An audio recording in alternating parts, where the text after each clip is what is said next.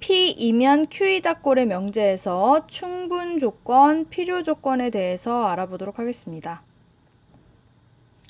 명제 P이면 Q이다가 참일 때요. 참일 때 우리는 기호로 원래는 우리가 P이면 Q이다를 이렇게 화살표로 P이면 Q이다 이렇게 표시하잖아요.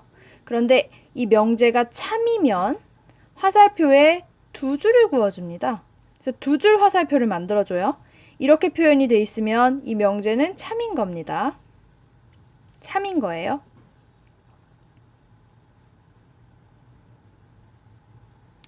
자, 이때 명제가 참일 때 P이면 Q이다 꼴의 명제가 참일 때 우리는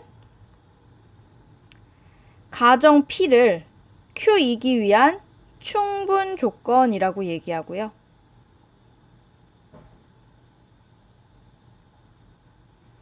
그 다음 결론 Q 있죠? Q는 P이기 위한 필요 조건이다 라고 얘기합니다. 필요 조건.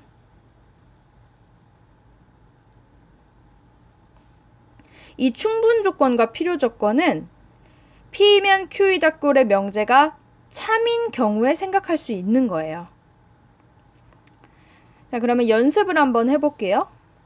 충분 조건, 필요 조건 중에 알맞은 말을 넣으라고 했는데 이번엔 명제 Q이면 P이다가 참이네요. Q이면 P이다입니다. 여기서 가정이 Q가 되는 거고요. 결론은 P가 되는 상황이네요. 그쵸? 자, 이때 P는 Q이기 위한 무슨 조건이 되겠어요? 얘는 필요 조건이 되는 겁니다.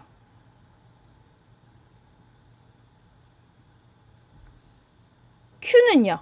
Q가 가정이 되는데요. 이 Q는 충분 조건이 되는 겁니다.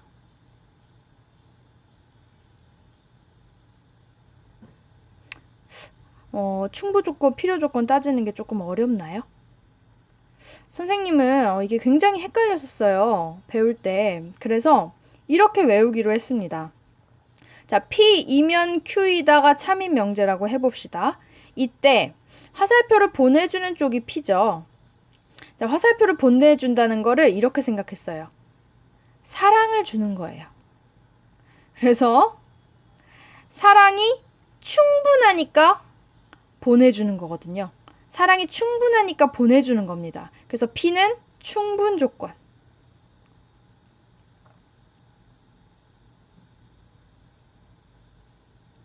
그리고 Q는 사랑이 필요하니까 P한테서 받는 거예요. 지금 화살표를 받고 있는 쪽이 Q잖아요. 그쵸?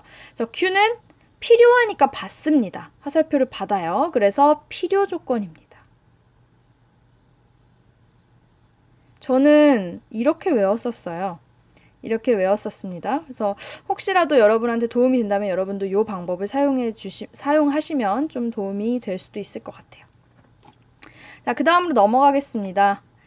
연습을 조금 더 해볼 건데요. 자, 이번에는 조건만 나와 있는 상태입니다. 두 조건 PQ에 대하여 P는 Q이기 위한 무슨 조건인지 말하시오라고 했습니다. 자, 일단 지금 P하고 Q는 나와 있는데 어느 쪽이 참인 명제인지 화살표가 안 나와 있어요. 그쵸? 화살표를 우리가 먼저 만들어주라는 얘기입니다. P이면 Q이다가 참일 수도 있고요. Q이면 P이다가 참일 수도 있습니다. 그럼 어느 쪽이 참인 명제가 되는지를 생각해야 돼요. 참인 명제인 거 생각해 주려면 우리 뭘 가지고 따져줘야 돼요? 진리집합을 구해서 각 P와 Q의 진리집합을 구한 다음에 어느 쪽으로 포함되는지를 알면 어느 쪽 화살표 방향이 참이 되는지 어느 쪽을 선택해야 되는지 우리가 알 수가 있겠죠. 자, 그럼 진리집합을 먼저 구합시다. P의 진리집합 어떻게 되죠? 1, 2, 4가 되죠. 4의 약수라고 했으니까. Q의 진리집합은요. 1, 2, 4, 8이 되겠죠.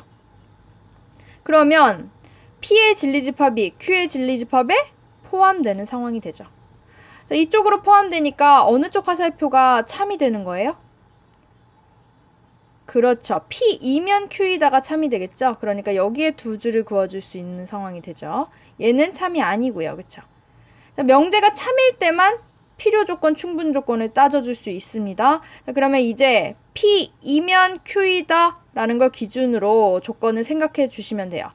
P는 화살표를 주는 쪽이네요. 그러니까 사랑이 충분해서 주는 거죠. 그래서 충분 조건이라고 할 수 있죠.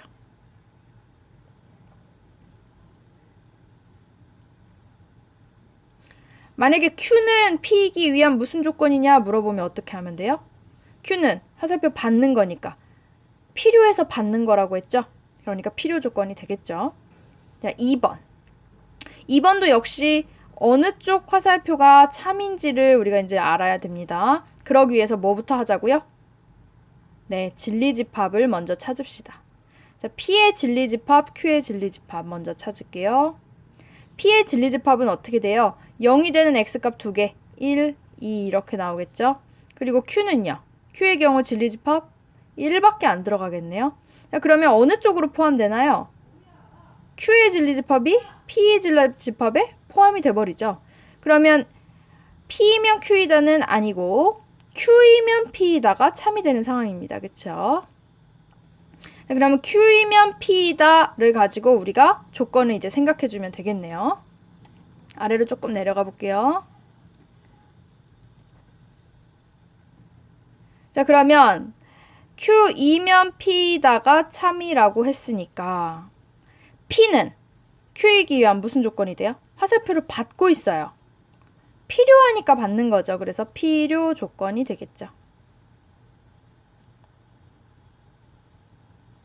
네, 이런 식으로 조건 P하고 Q하고 주어졌을 때 조건을 필요 조건인지 충분 조건인지를 물어보면 진리집합 찾고 어느 쪽 방향이 참인지를 따져서 필요 조건, 충분 조건을 생각해 주시면 됩니다. 그래서 오늘은 여기까지 했고요.